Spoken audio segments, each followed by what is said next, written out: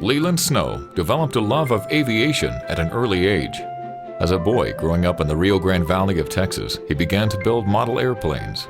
As a teenager, he learned to fly and bought a wind-damaged Aranca Chief, which he repaired and later used for commuting to college at Texas A&M University.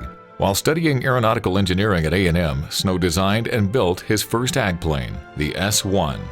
After graduation, he spent several crop dusting seasons working the S-1 in Texas and Nicaragua. During that time, he learned about the business and met other pilots and operators who would become future customers.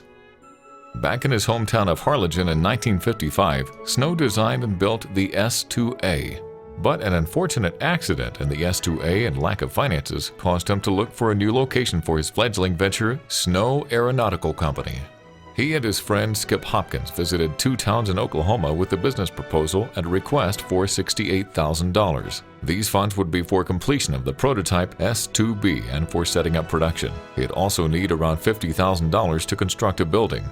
After striking out twice, Skip remembered that Olney, Texas had a good airport, and in December of 1957, he made a successful pitch to the Olney Chamber of Commerce manager. In his book, Putting Dreams to Flight, Snow describes his arrival in Olney in January 1958. Olney was a very progressive town, and its residents were interested in helping the community to grow. The Olney economy relied heavily on the ranching and oil business at the time, so they wanted to diversify. The oil business was inherently risky, so fortunately for me, the community was used to taking a chance on the unknown. Local businessmen secured loans by signing personal notes with the bank that advanced funds to me on a loan basis. This was done purely as a civic gesture in an attempt to bring new industry to the town, and their investment would be lost if the venture failed. They realized my financial straits, and to lessen the cost of moving from Harlingen, 2 trucking firms offered to send 5 cattle trucks to haul all my equipment and partially completed airplanes. The only stipulation was that I pay for the fuel. This was more than agreeable to me, and the trucks arrived early one morning. Several of them had not been washed out since their last cattle delivery, and bore mute testimony to this fact. Looking on the bright side, I regarded the cow patties as good padding for the jigs and other parts. 2 of the trucks were the flatbed type with no sides or tops, and the 2 S-2B fuselages were loaded on these. Upon arriving at Olney, the trucks were parked on Main Street in the center of town where townspeople could inspect them. This was a good publicity move, and the Olney residents showed quite a lot of interest in the planes. On the day following departure of the last truck from Harlingen, I cranked up the S-1, bid farewell to old familiar places, and headed out for what would be a completely new way of life. This marked the departure of the last vestige of Snow Aeronautical Company from the valley and my lifelong home. My last flying job with the S-1 had been done in September of '57 and had consisted of putting out 5 or 6 loads of defoliant on cotton. While doing the job, I saw that a tire had completely worn through in one spot, and the inner tube was protruding more and more with each load.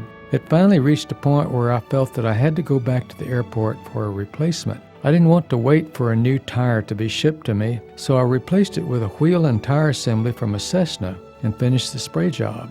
The hub fit the S-1 axle, but the tire was much smaller than the one it was replacing. As a result, the airplane displayed an extreme list to port when it was on the ground. The small wheel was still in place 4 months later when I landed at Olney, where several prominent city officials were on hand to greet the new industrial tycoon, Mr. Snow. What they saw was a lopsided, patched, tired-looking airplane taxi in and park. Then a young kid climbed out wearing a ratty leather jacket and weather-beaten helmet and goggles. As they met on the ramp, the pilot announced, "I'm Leland Snow." I later learned one of the greeters had turned to the other at this point and whispered, "What have we done?" The burgeoning Snow Aeronautical Company began production. 2 new models, the S-2C and the S-2D, were developed and certificated. During this time, Snow took on business partners and later sold the company to Rockwell Standard in 1965. Snow became a vice president of the Olney division of Aero Commander. During the next 2 years, the S-2R was developed and named the Thrush. The first 100 Thrush aircraft were built at the Olney Division before the plant was closed and Thrush production moved to Georgia in 1970. More than 500 aircraft were produced under Snow Aeronautical Corporation and Rockwell Standard in Olney. Snow resigned from Rockwell and devoted the next 2 years designing the Air Tractor. Construction began in 1972 on the AT-300, which later became the AT-301. To date, more than 20 different Air Tractor models have been FAA certificated, and 8 models ranging from 400 to 800 gallons are in current production. Air tractors are primarily used for agricultural operations, which include spraying, fertilizing, and seeding of crops. They also protect human health by spraying disease-carrying mosquitoes. In addition, air tractors spray and fertilize forests to promote healthy timber growth. Another important mission for the air tractors is in the firefighting industry. The AT-802 was introduced in 1993 and is an 800-gallon air tanker specifically designed to fight wildfires.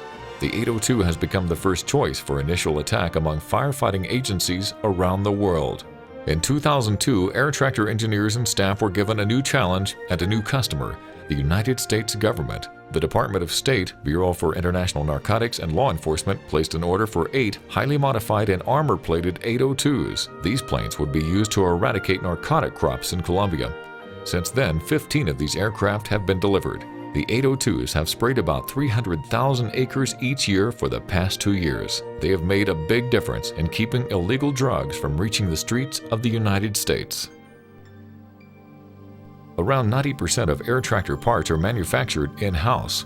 In addition to the latest equipment and technology, another of air tractor's strengths is a stable and experienced employee base. More than 60% of 181 employees have been with the company for 10 years or more. With a low turnover rate and loyal, hard-working employees, Air Tractor has maintained a level of quality that makes it a leader in the industry. A worldwide dealer network to sell and support the aircraft is another key to Air Tractor's success. Most dealers are also ag operators, so they know the airplane very well from their own experience. Their expertise and dedication have put more than 2,000 air tractors into service around the world. Even with skilled workers to build them and a strong dealer network to sell them, this 50-year milestone wouldn't be possible without the loyal customers who bought the airplanes. We thank them for making air tractors the world's leading agricultural aircraft. Many things have changed since 1958. Airplanes have gotten bigger, more sophisticated, and more expensive. But one thing that hasn't changed is Leland Snow's commitment both to the customer and to being a leader in the industry. With new models under development, his vision for the future remains strong.